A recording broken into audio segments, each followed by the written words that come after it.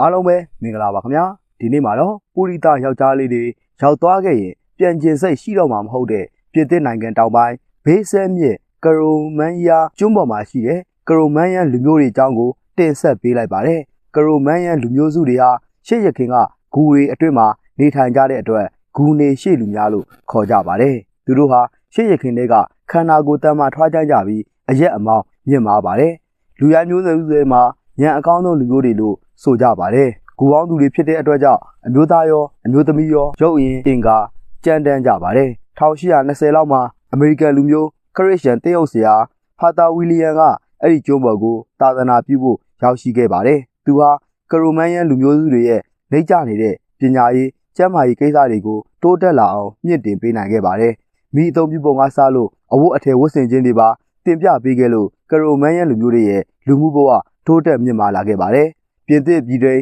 စစ်ပွဲအတွင်းမှာပြင်သစ်နိုင်ငံဆစ်ရှုံးလို့ပိုင်ဆိုင်မှုနယ်မြေတွေလက်လွတ်ရတဲ့အချိန်မှာတော့ကရိုမန်ယန်ကျွန်းတွေကိုဆုံးရှုံးခဲ့ရပါတယ်ကိုခန္ဓာထွားကြိုင်းပြီးကျမ်းမာတန်းခိုင်တဲ့ကရိုမန်ယန်လူမျိုးစုတော်တော်များများဟာစစ်ပွဲမှာအတင်းအကျပ်စစ်မှုထမ်းခဲ့ကြပါတယ်စစ်မှုထမ်းဖို့တွားရောက်ခဲ့ကြတဲ့အမျိုးသားတွေအားလုံးအိမ်ပြန်မလာနိုင်ကြတော့ပါဘူးအမျိုးသမီးတွေပဲကြံရှိတော့တဲ့အတွက်စာဝတ်နေရေးလူမှုရေးစတဲ့ပြဿနာတွေအပြင်မျိုးတုံးပြောက်ကွယ်သွားမဲ့အခြေအနေတွေကိုရင်ဆိုင်ခဲ့ကြရပါတယ်ငရေသေးတဲ့အတွက်စစ်မှုမထမ်းရတဲ့ယောက်ျားလေးတွေအရွယ်ရောက်လာတဲ့အချိန်မှာတော့အမျိုးသမီးဥယျာအမျိုးသားဥယျာရဲ့100ပုံတစ်ပုံလောက်အထိရှိခဲ့ပါတယ်ရွာလူကြီးကအမျိုးသမီးတဦးပါသူမကမျိုးဆက်ပြန့်ပွားရေးအတွက်ယောက်ျားလေးတစ်ယောက်ကိုမိန်းမအယောက်90အထိယူခိုင်းခဲ့ပါတယ်ဒီလိုနဲ့ရွာမှာလူကြီးပြန်လေတိုးပွားလာခဲ့ပါတယ်ဒါပေမဲ့2008ခုနှစ်ထိလေးလာဆက်ဆက်ချက်များအရတော့အမျိုးသမီးဥယျာအမျိုးသားဥယျာထက်10ပုံတစ်ပုံလောက်အထိများပြားနေတော့မှာပဲခင်းတဲ့အညီနေထိုင်မှုအဆင့်အတန်း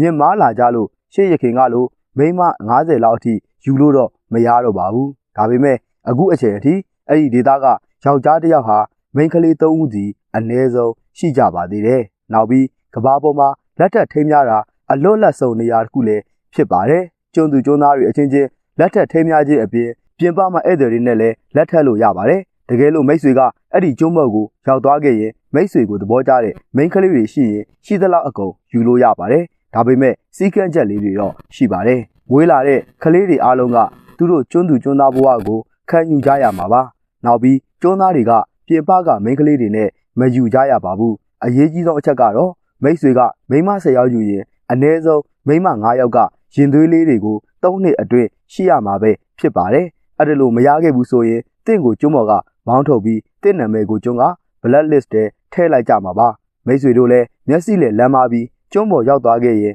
အဲ့ဒါလို့ black list ထဲမပါအောင်စူးစမ်းကြပါဦးဗျအခုတင်ဆက်ပေးခဲ့တာကတော့ပူရီတာယောက်ျားလေးတွေရောက်သွားခဲ့ရင်ပြန်ကျင်စိတ်ရှိတော့မှာမဟုတ်တဲ့ပြည်သစ်နိုင်ငံတောင်ပိုင်းကကရိုမန်ယန်လူမျိုးစုတွေအကြောင်းကိုတင်ဆက်ပေးခဲ့တာပဲဖြစ်ပါတယ်အခုလိုစိတ်ဝင်စားပွဲဗီဒီယိုလေးတွေကိုနေ့စဉ်တင်ဆက်ပေးမှာဖြစ်လို့ကျွန်တော်ရဲ့ channel လေးကို like and subscribe လုပ်ခဲ့ပေးကြပါအောင်ဗျာအဆုံးအထိကြည့်ရှုပေးခဲ့ကြတဲ့မိတ်ဆွေတယောက်ချင်းစီကိုလည်းကျေးဇူးတင်ပါတယ်နောက်ဗီဒီယိုမှာပြန်လည်ဆုံတွေ့ကြလာပါဗျာ